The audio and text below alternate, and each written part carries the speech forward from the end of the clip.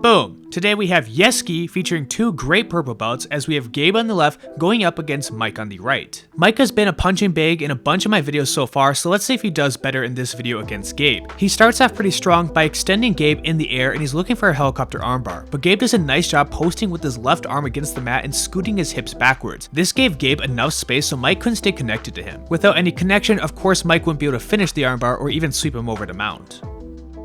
Now Gabe would love to try and pass this guard, but the first goal is to try and work past the legs. Mike's making it difficult however because he's continuing to attack Gabe's right wrist. He has two hands committed to the one sleeve and that's going to make it very difficult for Gabe to try and roll his wrist out of there. If Mike can continue to control the wrist the entire time, Gabe's at risk of being put into submissions or other attacks. Now to alleviate some grip strength, you can always try and pull backwards, which we can see Gabe is making a lot of space between he and Mike. However, the more that you pull back, they're allowed to sit up, and if they can sit up, they might be able to scoot under your legs and look for different sweeps or entries into other guards. That's why it is so important that we establish good hand fighting tactics so we don't have to give them enough space so they can go where they desire. Of course, that's always easier said than done, especially with the gi. Mike is still manipulating that wrist and he wants to extend his leg so he can have enough tension on the arm that Gabe won't be able to get it back. So now Gabe has to decide to move into him, otherwise he might be compromised and be put in an armbar. He was able to catch Mike's leg over his shoulder and he passes right into side control. However, then they move against the wall and Mike is able to bring his leg over, so they reset into a more neutral position. As soon as they start, Gabe decides to take advantage of this by rolling past his guard right into side control. He even winds up in a Kimura and he surprises the younger athlete Mike, and Mike couldn't really keep up with him.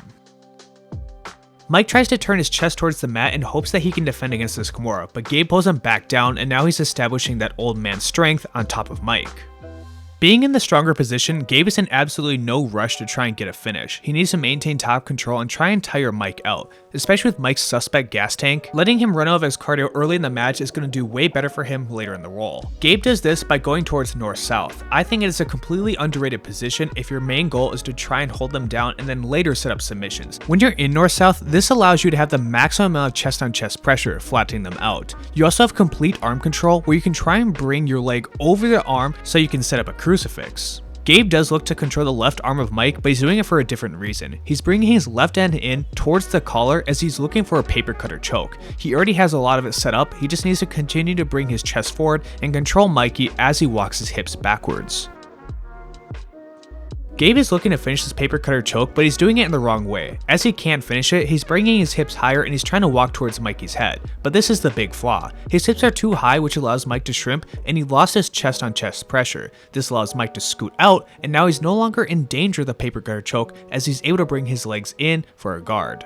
Now it's fine that Gabe walked towards the head, but he wants to make sure that he keeps his chest low as he's walking because Mike was very quickly able to get his legs in there the second he had any space. Gabe has to bail on the attack, and now Mike's fighting Gabe once again in the open guard position. Mike starts attacking with a collar drag and he tries to bring Gabe down to the mat, but Gabe's not going to have it and then they start to wrestle. However, Mike doesn't have nearly as much wrestling experience as Gabe does, so it doesn't take too long from here where Mike decides he's going to sit down towards the mat instead and try and work his guard game. Mike is looking pretty good at establishing the grips, but he's not doing enough with them. Even though Mike has complete control over Gabe's wrist, Gabe is able to walk around him and then start passing the guard as he's able to shuck the leg by. Mike does bring his leg over, so he is able to retain a guard, but this has been a big flaw for him throughout this round. Gabe tries to throw his right knee over Mike's left knee, maybe attempting a knee cut. However, he's too far away from Mike, so Mike very easily pushes him off and they return towards the open guard. Mike is continuing to try and bring his legs into the game, but Gabe controls the legs once again and then he walks all the way around. He's even establishing the same north-south position that we saw earlier, so everything's looking good for Gabe. Mike is trying to keep his arms high against Gabe's ribs so Gabe can't step over the arm. But if Gabe really wanted to stop that, he could bring his knee to Mike's face, then he could bring it over the shoulder and then over the arm. Then he can be in the crucifix position, and from the crucifix we can set up some Americanas or Kimuras. Gabe's giving Mike a little bit too much time to try and fight out this position, so as they return towards the north-south, Mike is fully extending his arms so he can try and push Gabe off of him. Gabe also isn't covering any of Mike's chest or his hips, so it's going to make it really easy for Mike to try and push out and even try the spider escape. However, Gabe hits him with a nice move where he throws his hips forward. We can also see by shoving his butt into Mike's head, he's establishing a little bit of dominance at the same time. Gabe does a nice job floating over Mike, but you have to remember that once you're past the guard, anytime you're floating too much, you're giving them a lot of space so they can shrimp. Mike was able to turn all the way around, and now he's establishing a half guard over Gabe. It's a little confusing to me why Gabe wants to be in pressure mode once they're in half guard, but he wants to be floating once he's past the guard. If he could use pressure in half guard and pressure in side control, he'd be able to pin Mike down to the mat and set up some good submissions.